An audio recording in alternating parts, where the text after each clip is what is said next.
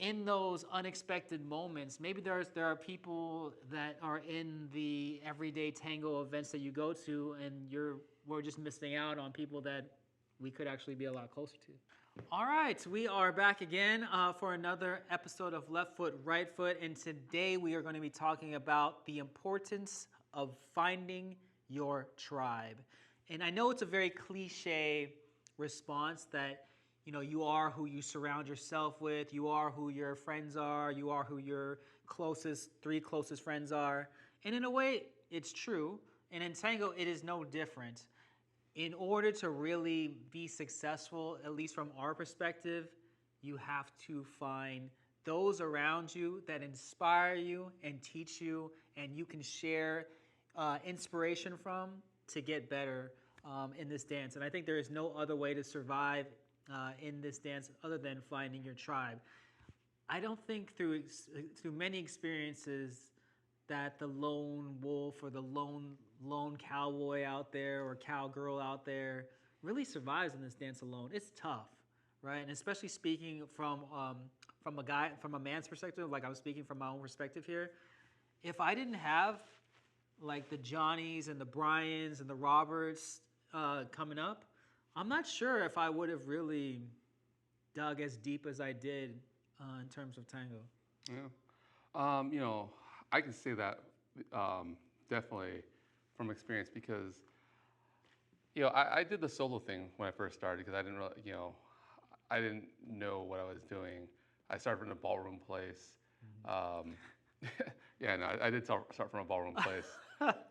You know what's funny is that Brian, I remember Brian sent Johnny on almost like this wild goose chase. He told Johnny, hey, you know, you should go to this tango class, and it's once a week. And after about, I think, a month and a half, Johnny went to Brian's like, hey man, I didn't learn so much. And he's like, exactly. So now you know exactly what, like where you, like what you shouldn't start at. So now go to this thing. And so that was funny. You kind of sent him on a wild goose chase to understand the importance of Dude, that's terrible. regularly practicing tango. Yeah, it's true, but it actually worked, you know?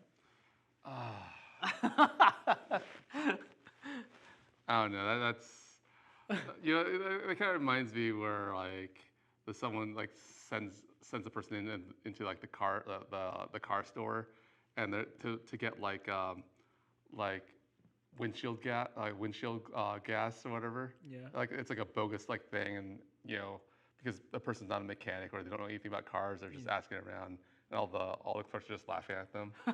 That's just kind of rude. I'm sorry. You know. I think, you know, to be fair, from their perspective, I thought it was actually pretty wise. Well, okay. I think it is. You have to know what a good class is by experience what a bad class is. No, okay. I get you there, and I think it is pretty wise, but I think it can only be done within like a small group of friends. Like, you know, it's Well, kind of they're brothers, so I yeah, mean- yeah. So it's like because you know people like with guys with a close relationship you can go through that hazing process, you know? Yeah. Like if you haze like just some rando out there, it's just like, dude, you're a jerk, man. Why'd you do that? You know? So, yeah, definitely not a fan of that. But you know, I lone wolfed it for a while because like I didn't really click with a lot of the ballroom people, and because in ballroom it was almost like you take the class and everyone disappears. Like no one talks about practice, and I guess the only way you practice is you pay your instructor for privates, and that's just kind of how it worked. But I really didn't like. Yeah, I didn't meet you until like maybe 2 years in. Like I saw you, you know, I saw you at Mio more, and then like we were getting ready to compete and everything, and it's almost like, hey, you know, we see each other a lot, and you live in, you know, I live in Thousand Oaks, you live in Northridge. Hey, you know, it's on the way. Let's carpool. You know, that was kind of the thing. But even before, like, yeah, like the whole lone wolf thing, it was tough. You know, like I didn't know who to practice with. I was like just dry. I mean, I think I got lucky. What kept you going? You know, I think what really kept me going was I needed a new group of friends. That's what it came down to. Like I went through a falling out with my old community before tango. I was The anime group? Yeah, I was in really the anime, and I had a big falling out. It was mostly my fault when I look back at it, but I had a big falling out, and a lot of it is I just felt taken for granted.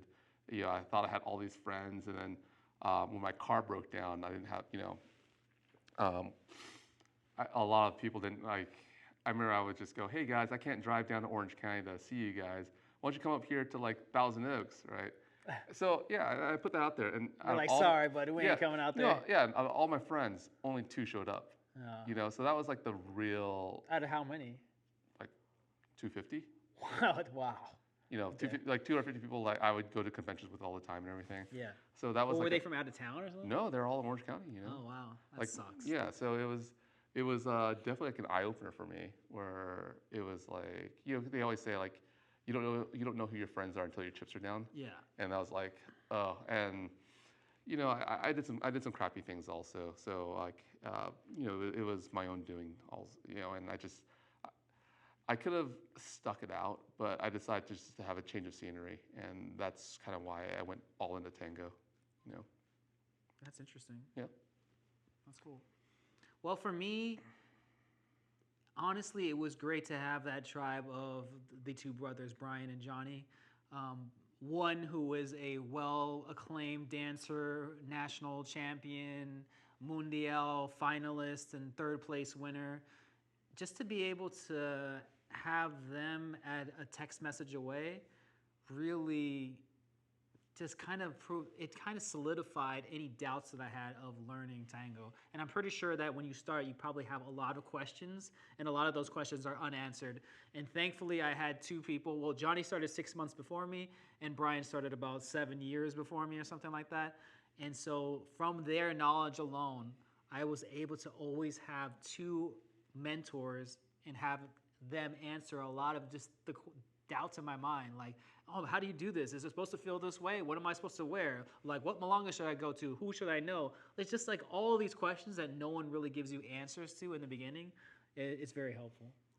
You know, that's actually kind of funny because, like, you know, this whole topic is find your tribe, but I kind of felt like in your situation, your tribe drafted you. Yeah, you know? It's true, right? I guess I didn't find anyone I was. You're drafted. Yeah.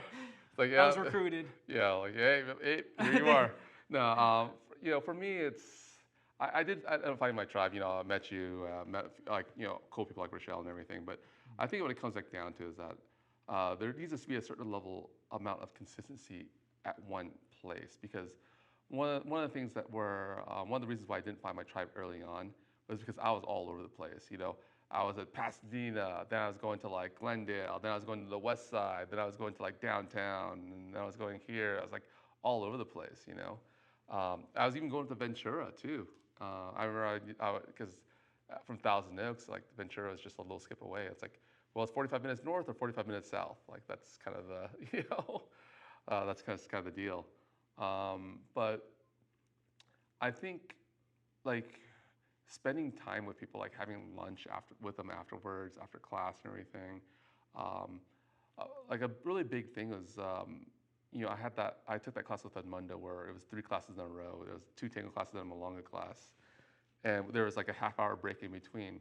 And that really helped me like open up to people and like ask questions and practice, because even like it took a while for me to understand what a practica was, you know, because back then a lot of people just had class. There's no like 20-minute practice afterwards. There's class and maybe, you know, sign up for a private later. There were practicas, but I didn't really see them too much. I mean, it was almost like, do I want to drive 45 minutes to a practica, or do I want to find somebody and just work on ideas with them at the gym? And I was more the latter. That's important too. The 20 or 30 minutes extra, you would seem like that's not that much time, which it's actually not that much time. But just the social bonding that Robert's talking about is very important. Like you have something in common, you took some classes, you can kind of share the misery of how difficult it was or what you learned together. And it just finds an instant connection and bond with those people. Yeah, definitely. And then soon, like, you have your posse and then you're going to go to a marathon together. You don't know. Like, I remember the first marathon I went to, it was a disaster for me, because I didn't go with anybody. I went solo. Oh. And I went up there having high expectations. That's crazy. You went by yourself? Well, I knew people who were going, but the thing is, I didn't room with them or anything. I was like, no, I'm like. Wow, that's bold. Yeah, that's very bold. Or foolish, because I crashed and burned. You know? I didn't know what I was doing. You know, it's like my first, like, it's like, oh, this sounds great. You know, like because I was so used to anime conventions and everything, and in anime conventions, it's almost like, you watch Dragon Ball too? I watch Dragon Ball. We're best buddies for life, it was just that simple, and like I found that to be a lot harder in tango.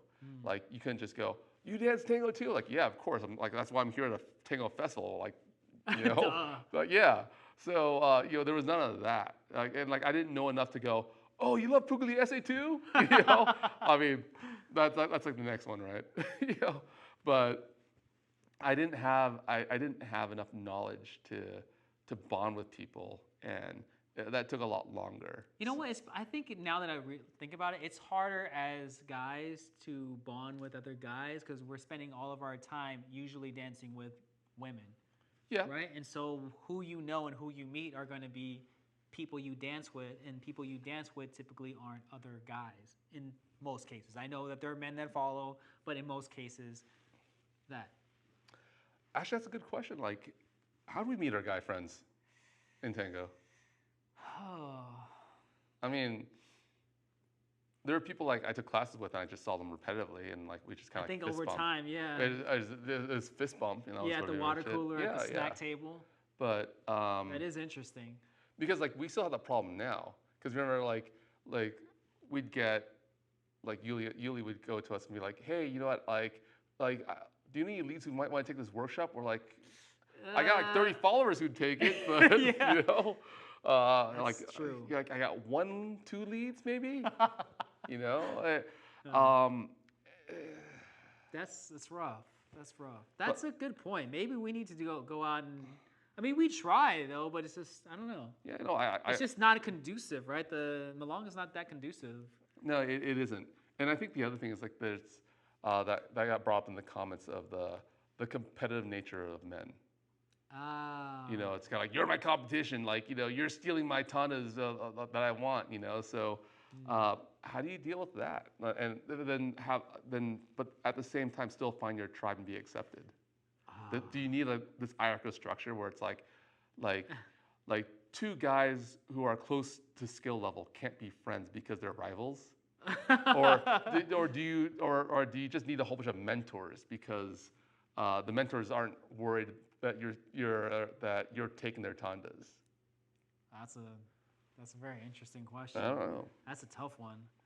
I was simply thinking about that. You never know who you might bond with, like you just judging on appearances or who you might think that you will bond with. Yeah. It's very interesting because when you said they recruited me, Johnny and Brian, but I wouldn't say I was on the top of their list of people to recruit. There were some of my other friends that were like really good dancers, and they're like, my friend Darwin, he was like, dude, if you ever dance tango, you would be amazing. He just never just dove in, and I did, and I just happened to be the one that stuck. Yeah. Right? So, but I wonder, in those unexpected moments, maybe there are people that are in the everyday tango events that you go to, and we're just missing out on people that we could actually be a lot closer to. Yeah, definitely. And here's a funny idea, going with your experience. Yeah. This might be non sequitur or derailing from the topic, but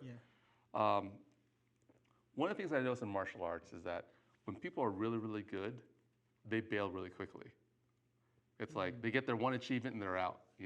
Like there's this whole joke in jiu-jitsu where like once you get your blue belt, you're done. You're gone. And like no one, like there's not too many people who are gonna put in the work and time to be a black belt. And even when I did capoeira, like there are guys who were really good. Like they were natural gymnasts. They'd come in there, they'd do a few flips and everything, and then they'd be the talk of the town. Like, oh my God, kid's got so much potential. And then they'd be gone in a year or two. And like I was like the fat chubby guy.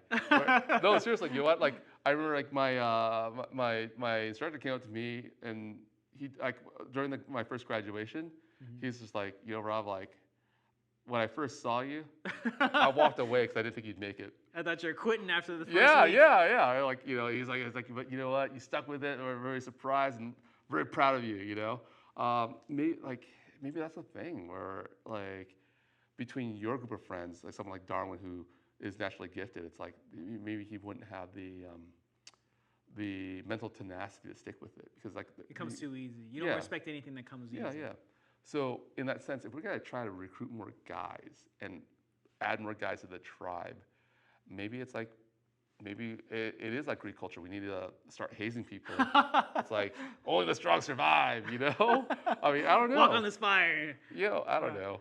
But like, but maybe we need to find people who need like, who are down and out on their luck per se, who kind of need that brotherhood bond and are willing to like work hard to get that brotherhood bond. Yeah, because when I started, I never thought that I was necessarily proficient at dancing, and especially not tango, but I felt that ultimately I could get proficient at it, and that's the reason why I stayed. Right? And still to this day, I consider myself somewhat proficient, but I still feel like I haven't reached my full potential in dancing yet. Yeah, So I'm still striving to reach that. Okay. So that's kind of what still lights the fire in me. Cool, man. And also with going with the whole finding your tribe thing, like there's a lot of benefits that come with finding your tribe. Not only like practicing, getting better, not only sharing ideas, but there's a lot of like side benefits. For example, like if you want to start DJing, like people just go, like you can be new, right? But if you're in that group of like 20-star leads, it's kind of like, well, let's hire this DJ because chances are he's friends with those 20-star leads. And they'll bring them. Yeah. So so like when you're well connected, like it's kind of like it's like Instagram followers. Like no, it's like do you have 9,000 followers? Like almost it feels like to be a DJ. Sometimes you need like sometimes It's a pool. No, well. I mean, I hate to say it. Sometimes you need like Tango bots just to like inflate your numbers. You're like, I can bring this many people. I don't know, man. It's a bit ridiculous, Yeah. But it is part of the side benefit if you're an affiliate or associate with like a large group, like a mega school or something like that. That's true. Yeah. They get you in the door. I mean, I started at Oxygen, and sooner or later, after the first couple months of kind of studying music and purchasing music and finding, and a lot of people actually shared their music with me, so I was lucky. And researching and studying the music, I was DJing at the Practica and Oxygen on Sundays within like 6 months. But Nice. then there's no way I would have that opportunity if it wasn't for the big school and the tribe. Yeah. To get your start. Yeah, and then also like if you want to get into the organizing gig, it's you've got people to back you up right away. Yeah. So there's definitely a lot of like side benefits that come with being in a tribe. I think the other thing is also like the whole safety in numbers kind of a thing, because let's say you're going to the Malanga, right? You don't know anybody, or like or you're still new, and it's always like you start off with the people you're familiar with, and they'll always say yes because you're part of that tribe, So I think it's the whole like you get that warm up tanda, you get your gears greased, and then you can really go out there and do something, So what would you recommend to people out there that just started dancing and they have no tribe and they are looking and they agree, they're like, yeah, maybe I need to find my tribe. What would you suggest since you went through that lone wolf stage and ultimately found a tribe? Yeah, I would actually just start off with just hanging out. Hang out with people afterwards. Like class is over. Hey, I'm gonna grab some pizza. Like, you want to join me? But not everyone is as extroverted as you. That's tough. It is. You're gonna go to some random people. You want to go grab some food? Yeah. Not a lot of people want to do that. Yeah. I'm telling you that right now. Okay, I hear you, but I just tell you like what I did. Yeah. Right, and like that worked for me.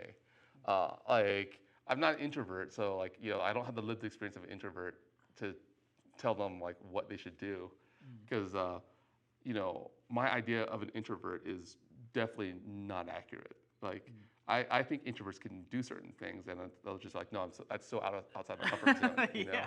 I'm like, what? You can't just go like say hi? Like, No.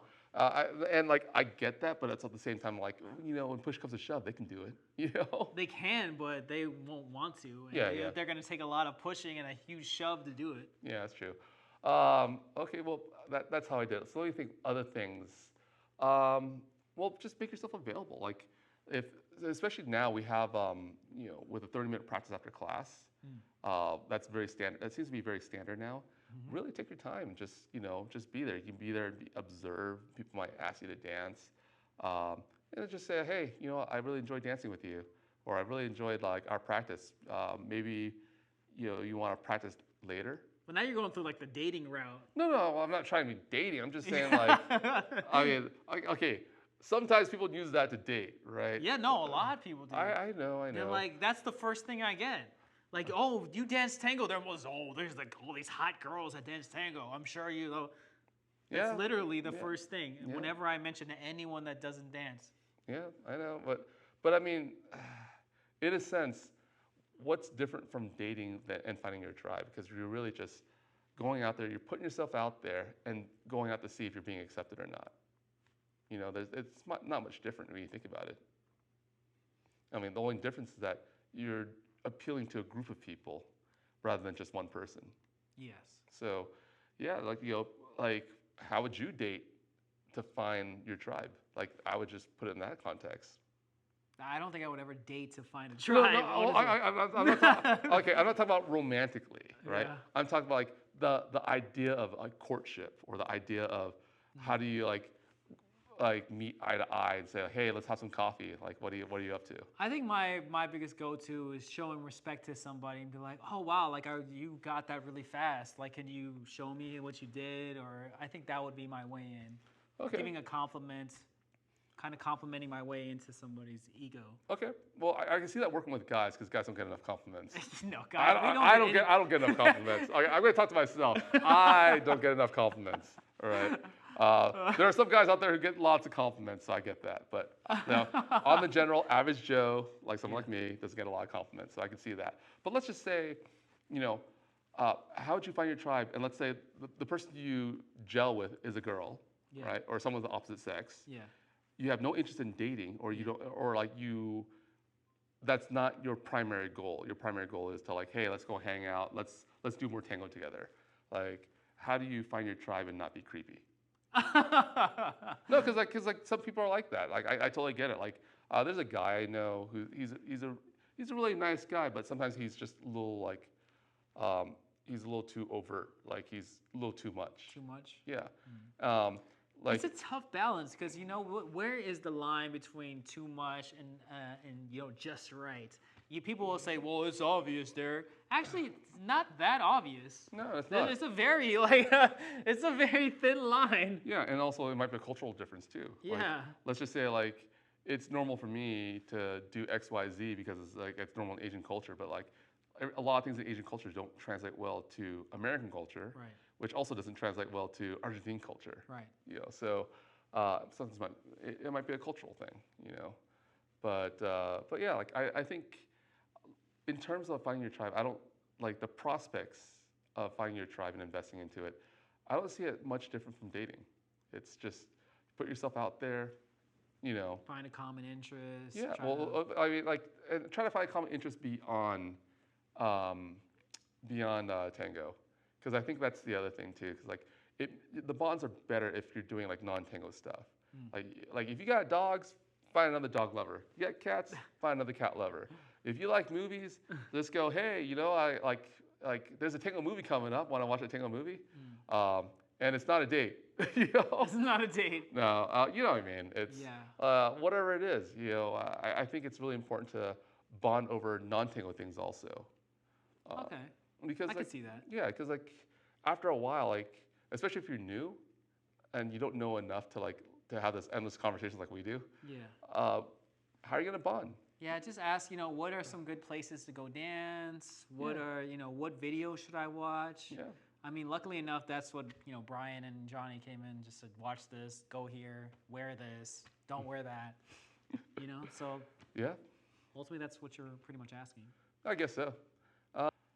One of the things I bond well over with people is, well, actually for me, like I introduce people to a lot of people, like when I was organizing. Right. And I'm not saying I stalk people, but in a sense, as an organizer, I kind of do stalk people. Okay. You know, because like I took pictures of people, I had to tag them, and every once in a while, You did the whole photo game, right? Yeah, I did the whole photo game. You know. I got some good photos of you. Just what's your Instagram, Facebook? No, but the whole thing is I would tag people, and then because that's how I remember. That's how I memorize names. You know, like people. I think people respond better if you remember their names, and like. It's true. And if I kept on tagging people, like you know, my name pops up with Robert tagged you at blah blah blah photo. You know, that is definitely true. I think that helps out a lot. Maybe that's a good way for introverts to kind of do things because it's not interaction yet. It's just like, you know, the reminder like, hey, someone, you know, your name pops up every so often, so it builds up familiarity. I think the other thing is like when you add someone on Facebook, you add someone on Instagram, you know, you're part of their feed, but like pay attention to their feed. You know, like what do they like? And then, you know, because I get like Instagram, you're posting your best life, your filtered life, or whatever. But in a sense, it's a doorway into what they admire, what they want to be. That's fair. You know, if someone's posting a lot of pictures of like them in the gym working out, it's like, hey, you might like, you know, join you to work out. Yeah. That's good for everybody. You know. That's true. Or just compliment them like, hey man, like you're looking slim today. Like, you know, I see you working out every day, man. You're an inspiration. Yeah, you're an inspiration. You know. But like there's always a connection, and all you have to do is just look for it. And I think with social media now, it's like people just are so willing to divulge everything. Even if they're private, they're kind of willing to divulge everything with social media. It's really weird that they'll say their most ultimate, like their, like, you know, dirty secrets on the internet, but you know, but they're super private in real life. Like, I don't know, it's weird, but I think if you're an introvert, you could definitely leverage social media. I don't want to say stalk, but in a sense, like, you know, find out more about people in your community, and you know, you can do that by going through photos. You can go, you know, figure out what their highlights are. That's it for me. Yeah, well, we're curious to know how you found your tribe. Obviously, I was recruited, and Rob had to go solo and find his tribe. What was your methods like? What are some of your experiences like? We would like to know your path and your route in terms of finding your tribe. Or maybe you still haven't found a tribe and you're still somehow in this. Yeah. Well, here's another thing. Maybe we should have an offer. Hey, you know what? If you are coming to LA, or if you're in LA and you need to find your tribe, maybe we can help you out. You know? It's possible, yes. Yeah. Thank you all for tuning in, and we will catch you on the next one. We wanted to do a new segment, and we're going to call this segment Behind the Music. Now, for those of you who dance tango, you'll find a lot of people say that, well, you really don't know how to tango until you know the lyrics. You have to understand the music to really know how to dance this and dance it with emotion and dance it with meaning. And so we concur, we concede to that point. And so we were going to use this segment to break down some of the famous songs in tango and to actually understand the translation behind them. So we're going to start. Our first song on Behind the Music is a song called Nada, and it is translated into the English word of nothing. And so this was written in 1944, and it goes like this. I've arrived at your house. I don't know how I managed to, since they told me you're not here, that you will never return. Since they've told me that you're gone, there's so much snow in my soul. There's such silence at your door. When I arrived at the threshold, a bolt of sorrow stopped my heart. Nothing is left. In the house where you were born, only cobwebs woven among the weeds. The rose bush is also gone. It must have died when you left. That's all my cross to bear. Nothing more than sadness and silence. No one to tell me if you're still alive. Where are you? I want to tell you that I've returned, repentant, to seek your love. Nada, or nothing. And so, that's heavy. Yeah. That's heavy. Oh, man. Why, man? Why? Why have you left me? No, That's interesting.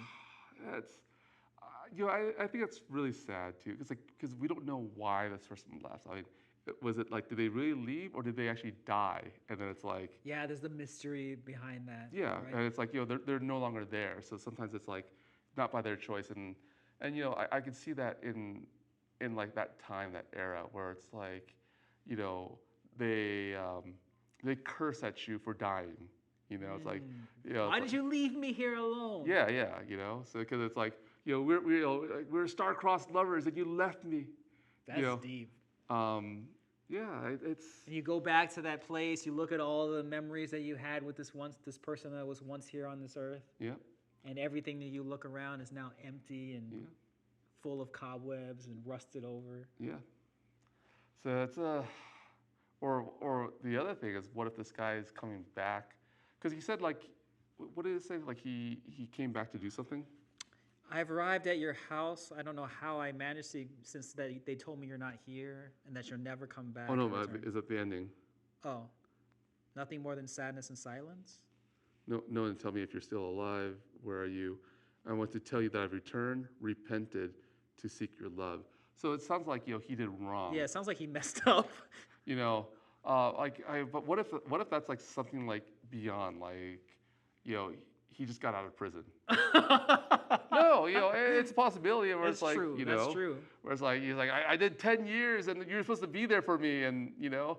Or what if he just got back from war or something? Yeah, well, how's that repenting? Like, Oh, that's duty. true. Yeah, yeah, yeah. Like, I feel like it could have been, like for Min, you know, where like he got sent to jail, and it was just like, no. Yeah, it's rough. It can go many ways, but I think you can, from the lyrics alone, you can kind of tell like how much anguish this guy has. You know, like there's such a void in his heart that it's not just a void. It's like, you know, there's no closure. I think that's the sad part, because like, you know, let's just say someone died, you still have closure. You see the body, there's closure, it's done. There's nothing I can do, right? But when someone's missing and they never find the body, like you never have that closure, because it's like, because you always hold on to like, maybe, you know, another year they might find something, maybe, you know, and you keep on like holding on to maybe even 20 years from now when like it's virtually impossible.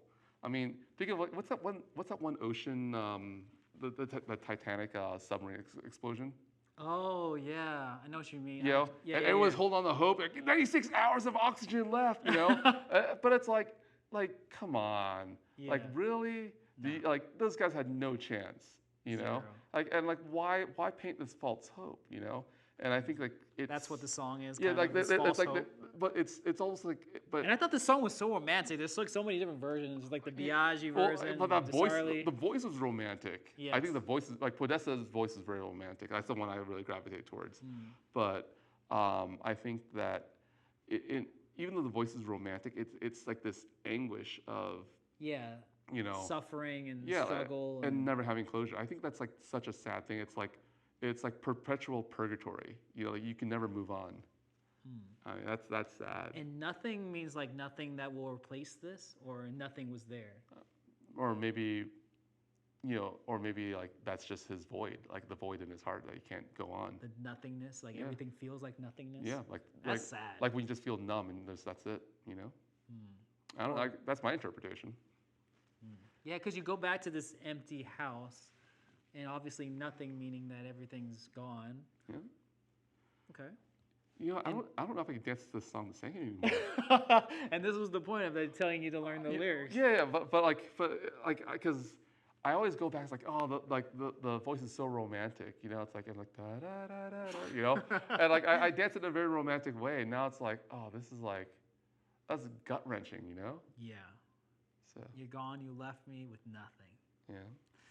Well, there you go. Let us know what you think about our new segment of Behind the Music, and we look forward to continuing this tango poetry format for all of you. Thank y'all so much. Thank you for watching Left Foot, Right Foot.